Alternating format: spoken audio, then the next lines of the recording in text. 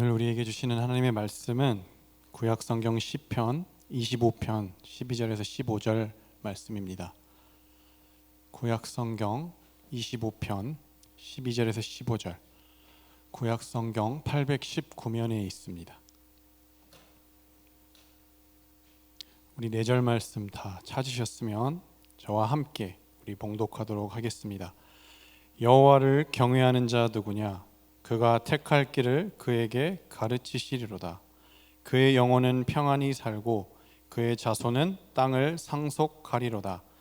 여호와의 친밀하심이 그를 경외하는 자들에게 있으며 그의 언약을 그들에게 보이시리로다. 내 눈이 항상 여호와를 바라보면 내 발을 그물에서 벗어나게 하실 것임이로다. 아멘.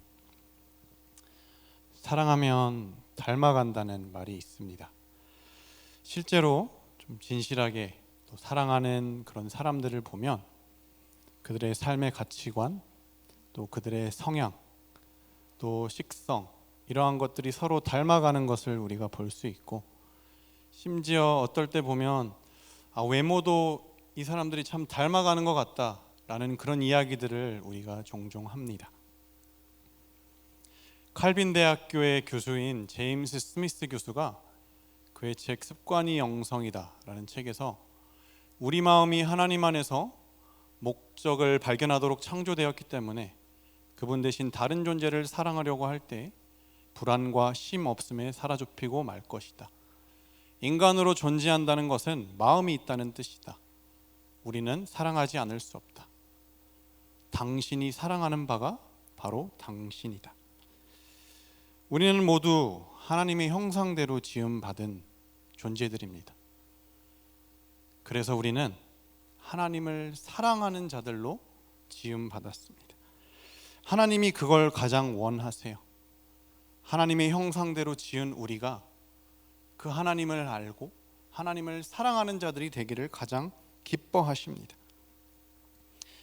여러분이 궁극적으로 사랑하는 것이 무엇입니까?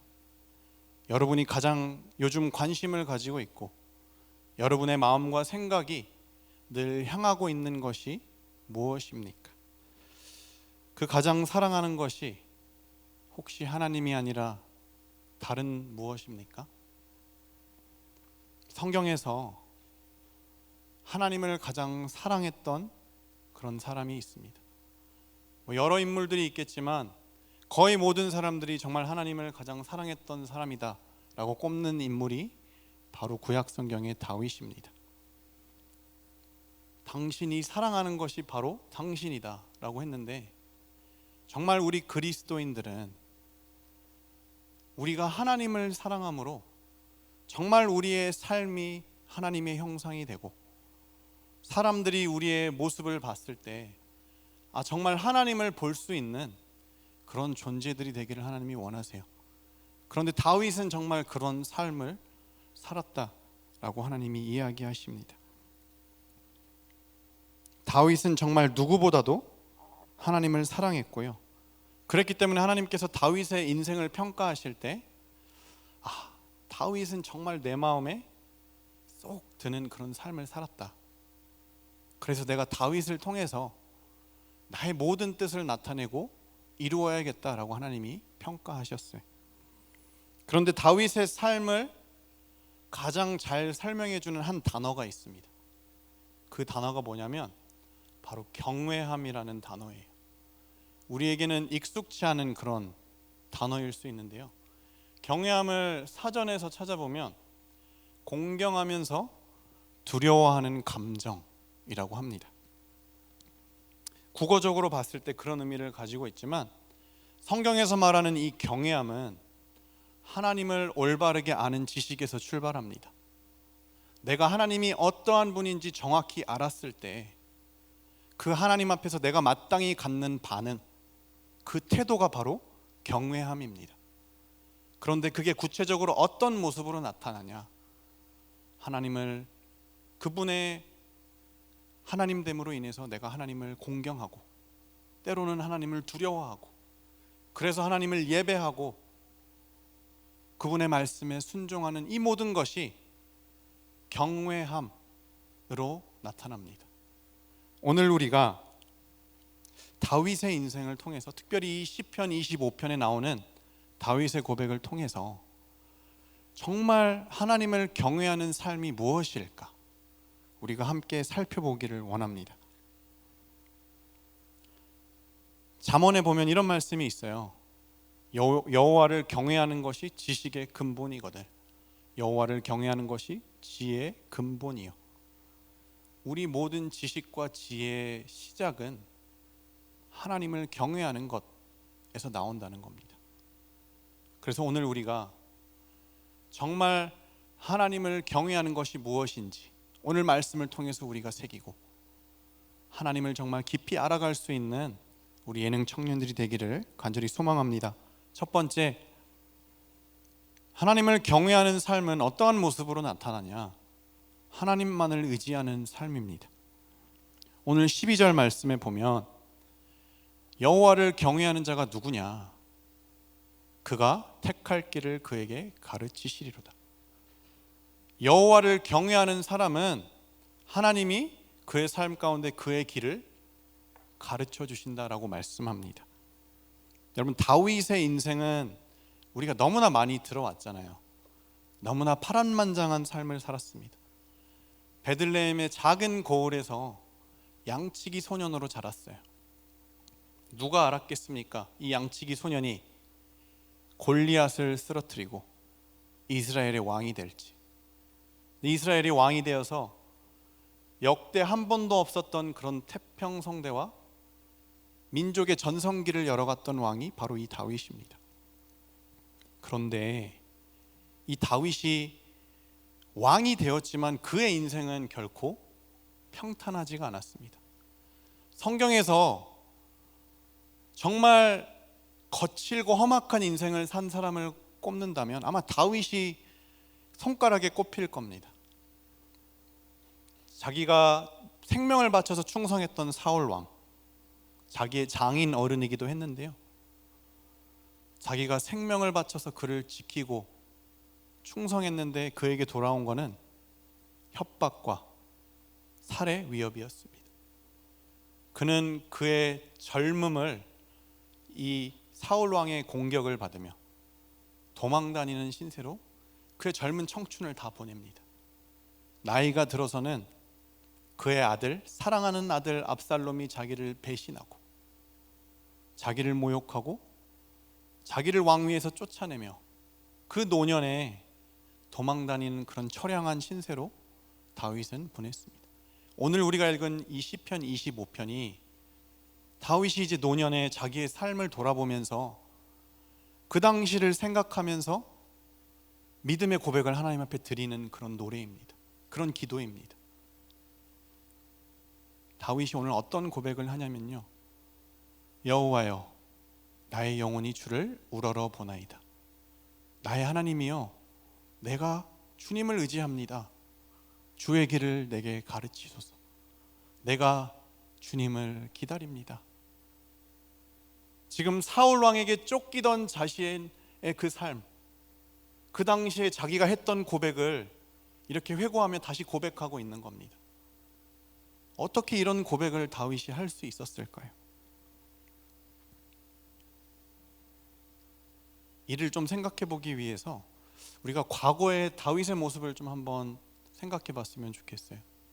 다윗이 사울 왕에게 쫓기고 있을 그때예요. 지금 여기저기 숨어 있는데 자기가 숨는 곳마다 있던 사람들이 사울 왕에게 다 일러 바치는 거예요. 다윗이 여기 왔다고.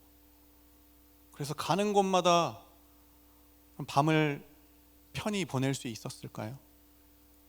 날마다 잠을 지새우며 그렇게 하루하루를 보내고 있는데 그일라라고 하는 성읍에 갔습니다. 근데 그곳에 블레셋 군대의 공격을 받고 어려움에 빠져 있는 사람들이 있었어요. 다윗의 마음 가운데 그런 의로움이 있었어요. 저 사람들을 내가 도와주고 싶다. 자기도 지금 쫓기면서 죽을 그런 판인데 자기 마음 가운데 그런 좋은 마음이잖아요. 그런 일을 한다고 누가 그를 비난할 것 같지 않습니다. 하지만 다윗이 했던 행동이 있어요. 노란 글씨로 나와 있는데요, 다윗이 여호와께 묻자와 이르되. 그리고 하나님이 대답하세요. 근데 또 다른 행동을 하려고 할 때 다윗이 또 여호와께 다시 묻자온대. 그 바로 뒤에도요, 그가 어떤 행동을 할 때마다, 결정을 하고 선택을 할 때마다 저 노란 글씨에 나와 있는 다윗의 행동이 기록되어 있습니다. 다윗이 이르되 이스라엘 하나님 여호와여. 다윗은 그의 인생 모든 대소사를 자기의 이성과 자기의 경험으로 능히 판단하고 할 수 있었지만 하나님 앞에 먼저 물어봤습니다. 사소한 거라고 자기 마음대로 결정하지 않았어요. 사소한 것일지라도 그는 하나님께 묻자와 이르되. 근데 그럴 때마다 하나님이 다윗에게 말씀해 주시고 다윗의 삶을 인도해 주셨어요. 때로는 그게 다윗이 원하는 모습은 아니었어요. 하지만 그럴 때마다 다윗은 정말 분명하게 확신했습니다. 아, 내 삶을 인도하시는 분은 하나님이시구나. 그냥 지식적으로 알았던 게 아니라 다윗은 그것을 삶의 치열한 현장에서 경험했습니다. 그래서 다윗은 어떠한 인생의 상황과 선택의 기로가 찾아와도 그는 내가 의지할 분은 하나님밖에 없구나 라는 것을 알았고 늘 하나님 앞에 겸손하게 엎드릴 수 있었습니다.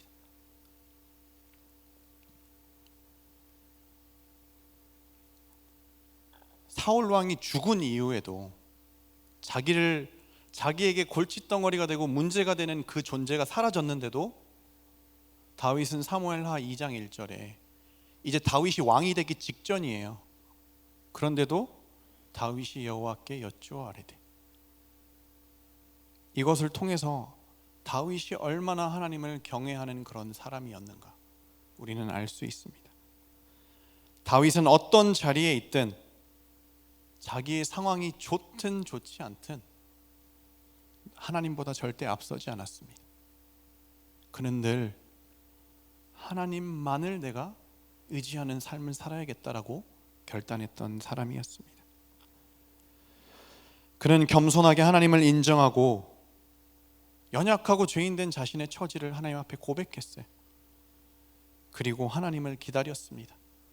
하나님이 자기에게 말씀하시고 하나님이 자신의 삶을 인도하시기 전까지는 다윗은 움직이지 않았습니다. 그런 다윗에게 하나님이 어떠한 그런 복을 내려주시냐. 그가 택할 길을 내가 그에게 가르치리로다. 그의 영혼은 평안히 살고 그의 자손은 땅을 상속하리로다.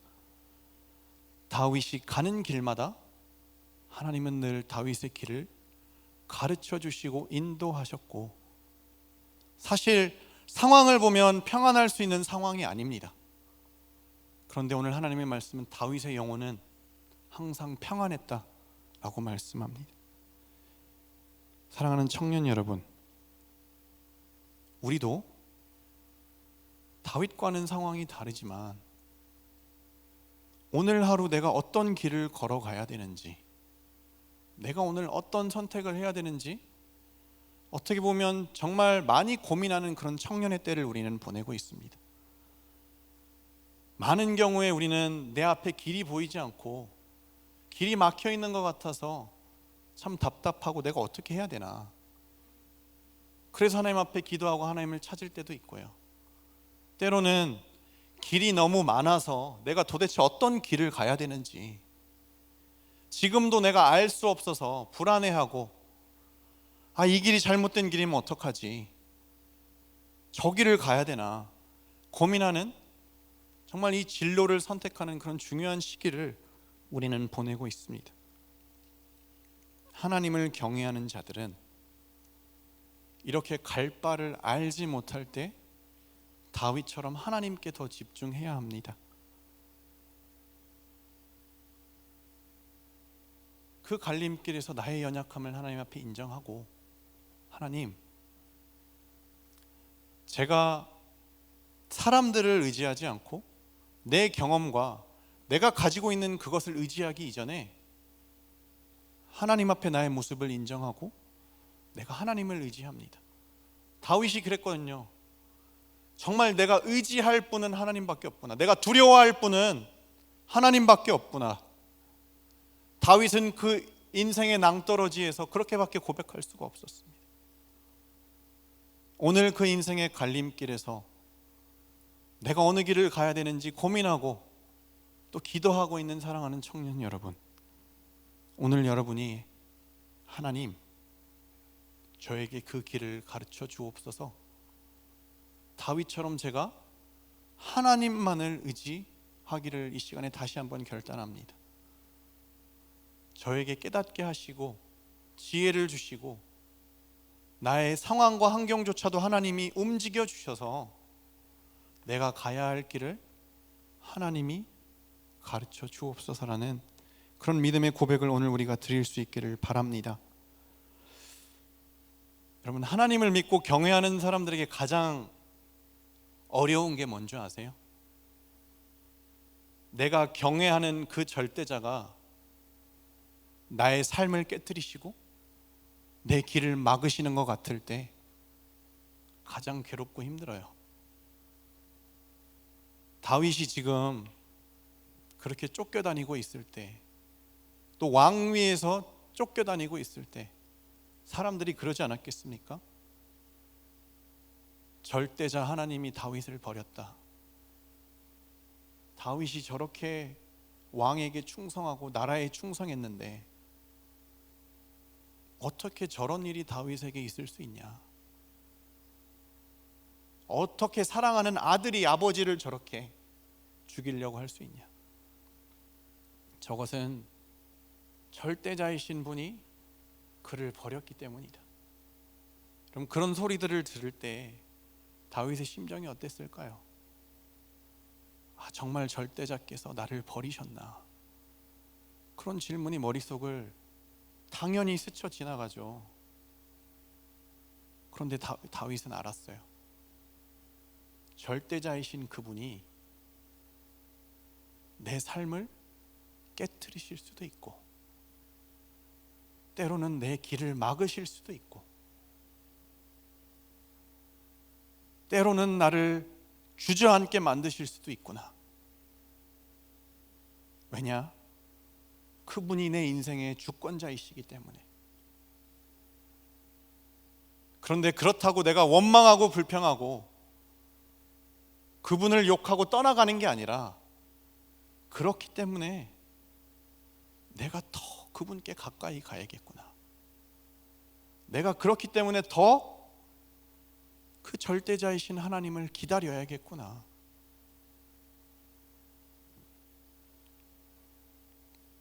그래서 다윗이 고백합니다. 지존자의 은밀한 곳에 거주하며 전능자의 그늘 아래 사는 자여. 자신의 인생을 깨트리고 자신의 인생의 길을 다 막으신 그 절대자 앞에 내가 그 절대자의 그늘 아래로 더 가까이 들어가겠습니다. 왜냐하면 내 인생이 깨트려졌을 때, 내 인생의 길이 다 막혔을 때 난 더욱 의지할 것이 하나님밖에 없기 때문입니다. 오늘 그 고백이 저와 여러분에게 있기를 소원합니다. 오늘 여러분이 지존자의 그늘 아래로 더 가까이 들어가셔서 내 인생이 지금 깨트려져 있고 부서져 있고 주저앉아 있고 내 길이 다 막혀 있는 것 같은 이때에, 그렇기 때문에 내가 알 수는 없지만 내가 하나님의 그늘 아래로 더 가까이 들어가서 하나님만 기다리겠습니다라는 그 믿음의 고백, 그 경외함이 여러분에게 있기를 축복합니다.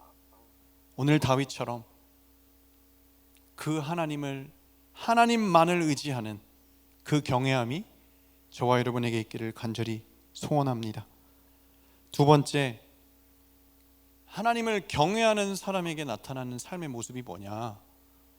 하나님의 친밀함을 경험하는 삶입니다. 14절에 여호와의 친밀하심이 그를 경외하는 자들에게 있으며 그의 언약을 그들에게 보이시리로다. 하나님을 경외하는 사람은 하나님의 친밀함을 경험하게 된다라고 말씀하세요. 제가 이게 뭘까라고 묵상을 하다가 금요일 날 제가 대학원에서 공부를 하다가 논문을 제출을 했는데요. 그 논문과 관련해서 제 지도 교수님이 연락을 해주셨어요. 최근에 총장님이 되셔가지고 통화 한번 하기가 굉장히 어려우신데 전화를 해주셔가지고 그 논문에 대한 이런 이야기들을 해주시고 조언을 해주시더라고요. 그러면서 개인적인 이야기들을 좀 하게 됐어요. 근데 이야기를 하다가 저를 이렇게 격려해 주시고 위로하시면서 교수님이 그러시는 거예요. 이 이야기는 서 목사와 나 사이에만 있는 비밀이라고. 그 말씀을 하시면서 개인적인 이야기들을 해주시는데 굉장히 위로가 되고 격려가 되었습니다. 전화를 끊고 이 말씀을 묵상을 하는데요, 그날 저녁에 이 영어 말씀을 보면 친밀하심이라는 표현이 영어로 confide라는 단어로 표현이 되어 있습니다. 이 confide가 무슨 뜻이냐? 가장 사랑하고 가까운 사람에게 나의 비밀을 털어놓다라는 의미예요.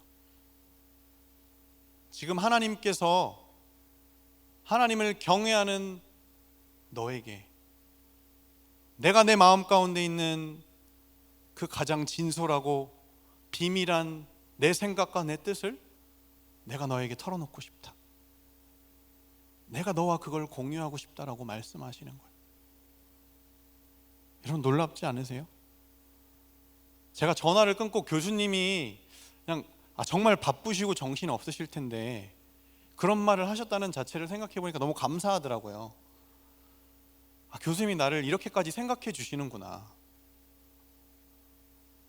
똑같은 사람이 나를 그렇게 생각해 줘도 그런 감동이 되고 감사한데 절대자이신 하나님께서 나를 경외하는 너에게 내가 내 마음을 다른 사람에게는 말하지 못하는 나의 그 마음의 비밀을 내가 너와는 나누고 싶구나, 너에게는 이렇게 털어놓고 싶구나 라는 그런 말씀을 하신다면 그게 감당이 안 되는 거예요. 하나님이 나에게 왜? 이해가 되지 않습니다. 하나님은 그렇게 하시기 위해서 직접 사람의 몸을 입고 이 땅에 오셔서 우리는 하나님 앞에 친밀하게 가까이 갈 수 없기 때문에 하나님이 친히 십자가에서 자신의 몸을 찢으셨어요.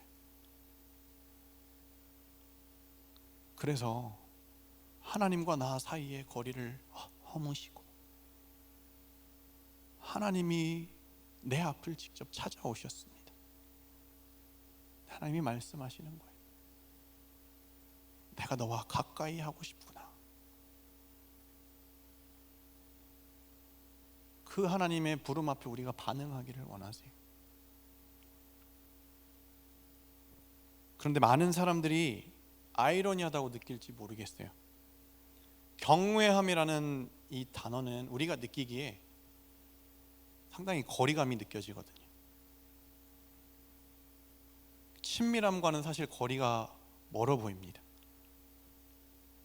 근데 어떻게 하나님을 경외하는 사람이 하나님과 이렇게 친밀할 수 있을까? 경외함이라는 단어가 영어로는 fear, 두려움이라는 단어예요. 어떻게 두려움대 하나님과 친밀할 수 있을까? 네, 여러분 잘 기억하세요. 이 경외함이 말하는 이 두려움은요, 그 공의로우시고 절대자이신 하나님이 내가 그분의 말씀대로 살지 못하면 나를 징계하시고 벌할까 봐 생기는 그런 두려움을 말하는 게 아닙니다. 나를 사랑하시는 분이 정말 이렇게 거룩하신 분인데 나는 감히 그분의 마음에 드는 삶을 살 수 없기에 내가 살아가는 이 삶의 모습이 그분의 마음을 아프게 하면 어떡할까? 내가 하는 이 말과 행동들이 그분과의 관계를 멀게 만들고 그분의 이름에 먹칠을 하면 어떡하나? 이런 긍정적인 두려움을 말하는 겁니다. 그래서 그 경외함은 공포와 두려움에서 나오는 게 아니라 하나님을 사랑하는 마음에서 나오는 거예요. 그래서 하나님을 사랑한다고 말하는 사람은 반드시 하나님에 대한 경외함을 가져야 합니다. 여러분이 성숙하고 철이 들면 부모님한테 혼날까봐 어떤 행동들을 안 하고 어떤 행동들을 하는 거 아니잖아요. 내가 이런 말을 했을 때 아니면 이런 행동을 했을 때 부모님이 가슴 아플 걸 생각하면 성숙한 자녀는 당연히 그거를 안 합니다. 그리고 성숙한 자녀들에게 내가 한 이 행동으로 인해서 부모님이 욕을 먹고 이름에 먹칠이 된다? 그럼 그것처럼 견디기 어려운 게 있나요? 나로 인해서 내 부모님의 얼굴에 욕 보이고 먹칠을 한다면 자녀에게 그것처럼 견디기 힘든 게 없을 겁니다. 근데 하나님과의 우리의 관계도 마찬가지입니다. 내가 하나님을 경외한다는 것은 내가 하나님을 사랑하기 때문에 오늘 하루 하나님이 기뻐하시는 걸 내가 하고 싶고, 하나님이 이것을 원치 않고 이것으로 인해서 하나님의 마음이 정말 아플 걸 생각한다면 내가 하루아침엔 되지 않지만 이러한 모습들 내 삶 속에서 내가 그만하겠다, 그만하고 싶다라는 그 모습이 경외하는 사람의 삶의 모습입니다. 잠언 16장 6절에 보면 인자와 진리로 인하여 죄악이 속하게 되고 여호와를 경외함으로 말미암아 악에서 떠나게 되느니라. 그래서 하나님을 경외하는 사람은 자연스럽게 죄로부터 멀어진다는 겁니다. 왜요? 하나님 사랑하니까. 그렇다면 내가 사랑하는 그분이 원하는 삶을 살고 싶으니까. 그런데 많은 경우에 우리는 이와는 정반대의 생각을 가지고 살아가요. 청년들 가운데 많이 하는 질문들이 있는데 여러분도 공감이 가실 겁니다. 목사님, 왜 술 마시면 안 돼요? 담배 피면 어떻게 되나요? 여러분 한 번쯤은 다 그런 생각 해보지 않으셨나요? 오히려 내가 크리스찬이기 때문에 그런 게 나에게 부담으로 다가옵니다. 주일 예배 안 드리면 큰일 나지. 뭔가 내가 11조를 빠뜨리면 물질적으로 하나님이 나를 축복하시지 않을 것 같은 그런 마음이 듭니다. 그런 두려움은 하나님을 경외하는 마음이 아닙니다. 내가 크리스찬이기 때문에 이러한 것들을 하면 안 된다. 크리스찬이니까 술 마시면 안 돼, 담배 피면 안 돼. 여러분, 이거는 건강한 신앙의 모습이 아닙니다. 제가 그럼 가서 뭐 술 마시고 마음껏 방탕하게 사세요, 이렇게 말하는 게 절대 아니라, 하나님이 원하시는 것은, 하나님을 경외하는 사람들은 그게 술이든 뭐든 인생의 무슨 영역이든 상관없이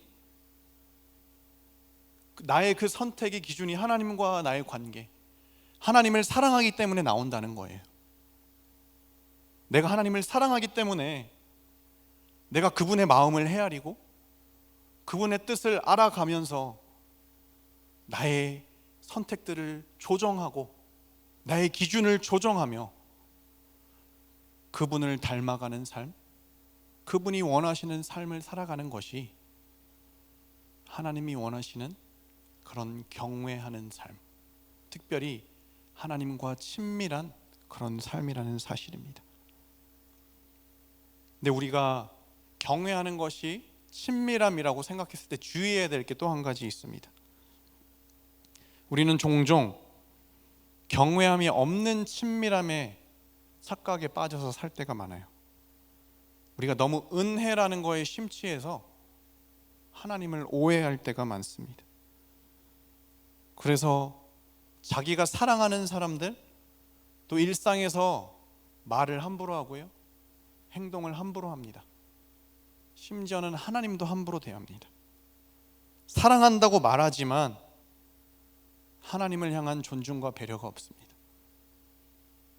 교회에서는 예배 드릴 때는 정말 거룩하신 하나님 앞에 나의 인생을 드리고 경외함을 표하는 것 같지만, 이 문을 나서서 돌아서면 하나님에 대한 그런 존중과 하나님에 대한 두려움이 전혀 없는 삶을 살아갈 때가 많아요. 그런데 한옥 목사님이 쓰신 내게 힘을 주는 교회라는 책에 이런 아주 의미심장한 글이 있습니다. 글씨가 좀 작을 수 있는데요, 읽어드리겠습니다. 하나님의 영광을 제대로 체험한 사람은 거룩한 두려움이 무엇인지를 안다. 다니엘은 평생 하나님과 동행한 사람이었고 하나님과 그 누구보다 친밀한 사람이었지만 결코 하나님을 함부로 대하지 않았다. 그는 거룩한 두려움을 아는 사람이었다. 하나님 앞에서 함부로 말하고 행동해서는 안 된다는 것을 알았다. 하나님은 좋으신 분이지만 우리가 함부로 대해도 되는 분은 아니시다. 다니엘은 어릴 때부터 하나님의 음성을 듣고 계시도 많이 받았지만 거기에 익숙해지거나 교만해지지 않았다. 하나님께 진실하게 말씀드리되 겸손하게 나아갔다. 자기가 계시에 통달한 사람처럼 하나님 속을 다 아는 것처럼 굴지도 않았다. 어렸을 때 환상을 보았을 때나 90세 가까운 노인이 되어 하나님 계시를 받을 때에나 변함없이 겸손했고 두렵고 떨리는 마음으로 하나님 앞에 엎드렸다. 하나님은 하나님의 하나님 되심을 인정할 줄 아는 그의 겸손을 사랑하셨다. 이렇게 하나님을 두려워할 줄 아는 사람은 세상을 두려워하지 않는다. 하나님을 진정으로 아는 사람은요, 하나님을 두려워할 줄 아는 사람입니다. 이것은 공포의 두려움이 아니라 거룩한 두려움입니다. 다윗도 다니엘과 마찬가지로 평생 하나님과 친밀하게 그의 인생을 걸어갔습니다. 인생에 있어서 가장 친밀한 대화들을 하나님과 공유하고 누구보다도 하나님과 마음을 맞대어서 가까운 삶을 살았습니다. 그러나 다윗은 단 한 번도 하나님을 함부로 대하거나 하나님을 무시하는 그런 삶을 보이지 않았습니다. 사랑하는 청년 여러분, 이런 말을 해서 죄송합니다만 많은 경우에 우리가 하나님 앞에 오만방자하게 신앙생활할 때가 많습니다. 하나님의 은혜를 너무나 값싸고 가치 없는 것으로 너무나 당연하게 여기고, 우리의 인생에 있어서 우리가 하나님과 내가 친밀한 은혜를 입었다는 이유로 하나님 앞에 함부로 대하고 하나님을 무시하는 그런 삶을 우리가 살 때가 없는지 오늘 돌아보면 좋겠습니다. 내가 하나님을 사랑하기에 하나님을 인정하고 하나님을 경외하고 하나님을 높여드리는 삶을 우리 예능 청년들은 살아갈 수 있기를 축복합니다. 그럴 때 하나님께서 다윗에게 약속하셨던 것처럼 여러분을 향한 하나님의 그 비밀한 계획과 하나님의 그 섭리를 예배 드릴 때마다, 큐티할 때마다, 여러분이 출근할 때마다, 여러분이 잠자리에 들기 전에 하나님이 여러분에게 말씀하시고 여러분과 공유하는 그런 정말 신비하고 놀라운 인생을 우리가 살아갈 수 있기를 간절히 소원합니다. 정말 내가 하나님을 경외하는 내 삶의 태도와 내 신앙 때문에 하나님이 나에게 정말 가까이 찾아오시고 그 사랑을 나에게 늘 속삭이시고, 다니엘아, 내가 오늘 너를 보면서 이런 생각을 했단다. 너가 오늘 이런 일을 하는 걸 보니까 내 마음이 참 흐뭇했다. 그런데 너가 이 사람을 대하는 너의 이런 모습들을 보니까 내가 마음이 아프고 마음이 많이 아쉬웠다. 하나님의 그 친밀한 마음과 뜻을 우리가 헤아리고 그런 은혜를 누리며 살아갈 수 있기를 소원합니다. 마지막, 하나님을 경외하는 삶은 어떤 삶이냐? 하나님의 임재를 연습하는 삶입니다. 오늘 15절 말씀을 보면 다윗이 내 눈이 항상 여호와를 바라본다라고 고백합니다. 여러분, 물리적으로 어떻게 늘 우리가 하늘을 쳐다보면서 그렇게 살겠습니까? 다윗의 영혼의 눈이, 그의 마음과 생각의 눈이 늘 하나님을 향하고 있었다는 거예요. 그 말은 다른 말로 말하면 다윗은 늘 하나님을 생각하고 의식하는 삶을 살았다는 겁니다. 쉽게 말하면 어디를 가도, 무슨 일을 해도, 누구와 함께 있어도 그는 하나님을 생각하고 하나님이 마치 그 자리에 나와 함께 계신 것을 의식했다는 겁니다.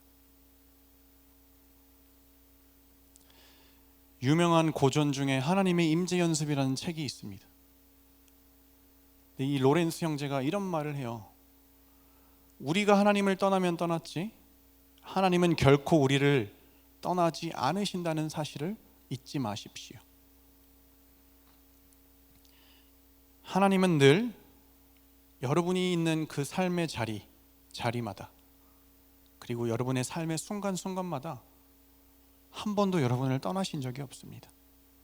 다만 우리가 그 하나님을 떠났고, 우리가 그 하나님을 생각하지 않았고, 우리가 그 하나님을 인정하지 않았을 뿐이지. 근데 그 사실을 우리가 기억하고 일상의 소소한 자리일지라도 하나님을 의식하고 살아가는 자들이 돼야 됨을 그 로렌스 형제는 우리에게 가르쳐 줍니다. 그 팀 켈러 목사님이 쓰신 오늘을 사는 잠언이라는 책에도 좀 비슷한 이야기가 있어요. 근데 뭐라고 하냐면요, 항상 경외하는 것은 매 순간 실존적으로 하나님의 임재를 연습하는 한 방법이다. 의식적으로 하나님을 생각하면서 하루를 살아간다는 뜻이다. 남에게 화를 낼 때도 하나님이 곁에서 보고 계심을 기억한다. 하나님은 우리를 용서하시려고 하늘에서 땅으로 오셨다. 십자가에서 원수까지 용서하셨다. 일부러 이 사실을 의식하는 만큼 우리도 가해자에게 완악한 마음이 아니라 부드러운 마음을 유지할 수 있다. 하나님을 의식하는 사람은 일상의 삶에서 그의 삶의 태도와 언어와 행동이 달라집니다. 여러분, 저와 이명신 전사님은 좀 특별한 케이스여서 신 목사님이 계셔도 크게 의식하진 않는 것 같아요. 근데 담임 목사님이 계실 때 이제 저희의 이제 말과 행동이 많이 달라집니다. 근데 여러분도 직장에서나 학교에서나 마찬가지일 것 같아요. 하나님이 오늘 내가 있는 그 방에서, 내가 혼자 있는 이 방에서 하나님이 내 옆에 계신다라는 그런 면전의식이 있다면, 내가 밖에서 일을 할 때 사람들을 만나고 있을 때 하나님이 지금 내 옆에서 나와 함께 걸어가고 계시고 나를 바라보고 있다는 그 인식이 나한테 매일매일 있다면 우리는 그날 만나는 사람들에게도 함부로 대하지 않습니다. 우리도 상대에게 상처를 주는 그런 언행, 하나님 보시기에 부끄러운 그런 행동과 말을 하기 전에 마땅히 한 번쯤은 생각해 볼 거라고 여겨집니다. 네, 그렇지 않다는 것은 우리가 교회에서는 하나님을 생각하고 의식하지만 우리의 삶의 일상의 자리에서 나조차도 하찮다고 생각하는 그 순간에도 나와 함께 하시는 하나님을 의식하지 않는 그런 우리의 신앙의 모습입니다. 여러분, 초대교회 성도들은 늘 하나님 앞에서 살아갔습니다. 코람데오의 신앙. 그치? 눈에 보이시지 않지만 주님이 지금 내 앞에 계시지. 그래서 그들은 어디를 가도 무엇을 하더라도 그들의 삶의 기준은 늘 하나님께 맞춰져 있었습니다.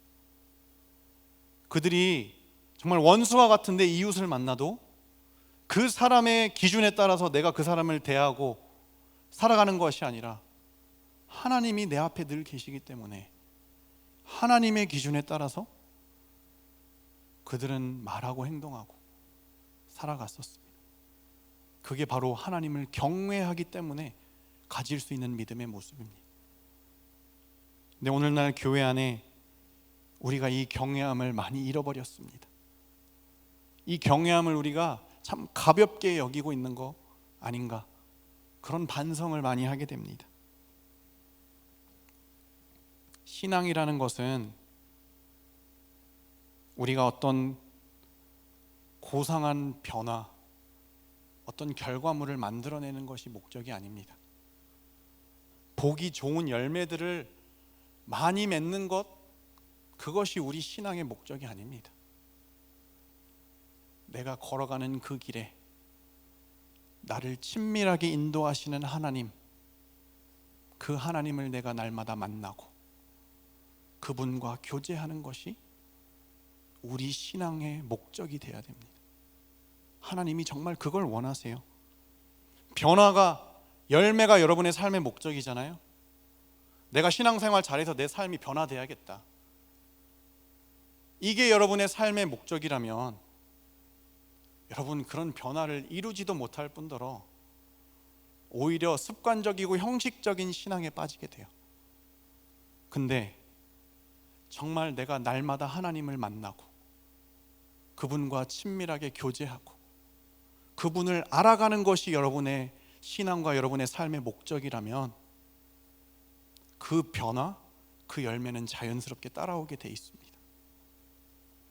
사랑하는 청년 여러분, 오늘 여러분의 삶의 방향이 하나님을 바라보고 하나님 앞에서 그분과 내가 오늘 하루 친밀하게 만나고 있고 그분의 인도하심을 따라가고 있다면 내 삶의 속도가 느리고 내가 서 있는 그 자리가 내가 원하지 않는 자리여도 괜찮습니다. 그래도 괜찮습니다. 이 청년의 때 내가 하나님을 바라보고 있고 내 삶의 방향이 하나님께 맞춰져 있고 나에게 그 하나님을 경외함이 있다면 절대자이신 하나님께서 어떻게든 나의 삶을 인도하시고 친밀하게 나에게 깨닫게 하시고 나와 함께 하시고 나의 삶을 반드시 책임져 주실 것이기 때문입니다. 그 믿음이 오늘 여기 있는 저와 여러분에게 있기를 하나님이 원하십니다. 사랑하는 청년 여러분, 오늘 이제 말씀을 맺으려고 합니다. 우리 그동안 우리 신앙의 모든 허례허식 이제 다 뺐으면 좋겠습니다. 나의 체면, 나의 자존심 다 버리고 이 시간 우리 하나님 앞에 경외함으로 섰으면 좋겠습니다. 정말 하나님이 어떤 분이신지 하나님의 거룩함과 그 영광을 기억하고 오늘 그 하나님의 크심 앞에서 나의 작음을 깨닫고 인정하고 하나님만을 의지하기로 결단하고, 하나님, 이 시간에 우리가 하나님 앞에 겸손하게 섭니다. 나의 죄악을 용서하시고 하나님으로부터 나를 멀리하지 마옵소서. 내가 오늘 하나님 앞에 가까이 가기를 원합니다. 오늘 이 문을 나설 때는 나 혼자 교만하게 외롭게 나가는 것이 아니라 호람되어 내가 하나님을 모시고 하나님이 내 옆에 계신 것처럼 내가 저 문을 나서고 이번 한 주를 살아가겠습니다 라고 하나님 앞에 오늘 결단하실 수 있기를 바랍니다. 이번 한 주 우리가 경외함으로 살아간다면, 여러분, 제가 장담하는데요, 우리 이번 한 주의 삶은 분명히 달라집니다. 여러분의 그 하루, 하나님을 인정하고 그 일상에서 이 경외함으로 하나님을 경험하고 살아가실 수 있기를 주님의 이름으로 축복합니다.